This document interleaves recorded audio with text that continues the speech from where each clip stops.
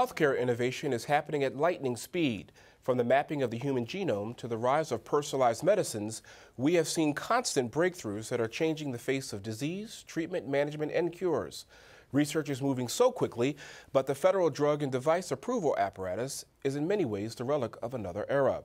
Hello, everyone, and welcome to Comcast Newsmakers. I'm Robert Trainum, and joining me is Congressman Michael Burgess. He's a Republican from Texas. Congressman, welcome to the program. Well, thanks so much for having me on. I appreciate it. You know, in many ways, this is an exciting time to be alive. Oh, yeah. When you take a look at some of this unbelievable emerging breakthroughs that are happening in medicine, as I mentioned a few moments ago.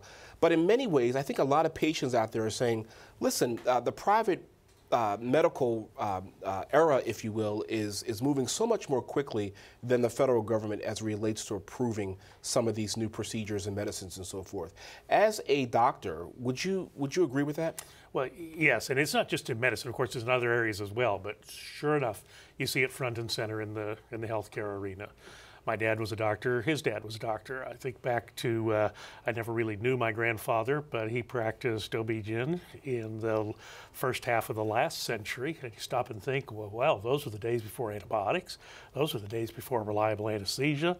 Blood bank, you were taking your life in your hands. Sure. So, you know, you think of the vast changes that have occurred just within the 3 generations that the 3 of us have practiced medicine.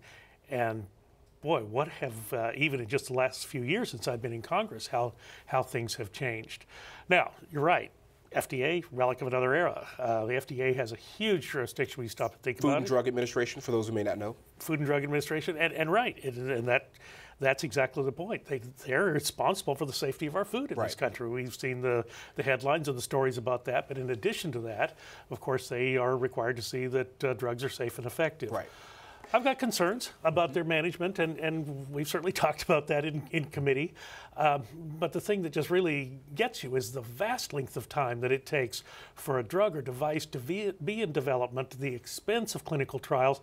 Yeah, you want things to be safe. You want to be sure that they work. But in many ways we seem to reinvent the wheel every time we go down that path. And to that point, Congressman, in the interest of full disclosure, the FDA would say, well, wait a minute, we're very deliberative. We want to make sure that this is the right thing to do in reference to the community as a whole. People's lives are at stake. We certainly do not want to give people false hope. So this process, although a lot of people who are suffering from whatever they're suffering from, of course they want treatment now, but the FDA would say, there's a reason why this process takes so long. Yeah, there's a difference between being deliberative, risk-averse, and just downright slow. Sure. And I'm sorry, you know, I get people in my office week in and week out with a tale of woe about how difficult it is to get existing things through the FDA, let alone someone who wants to break off and go into an entirely new era like the regenerative medicine that we hear about from time to time.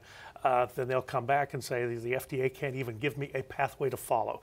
That's what we're trying to change. We're trying to make certain that those pathways are indeed possible.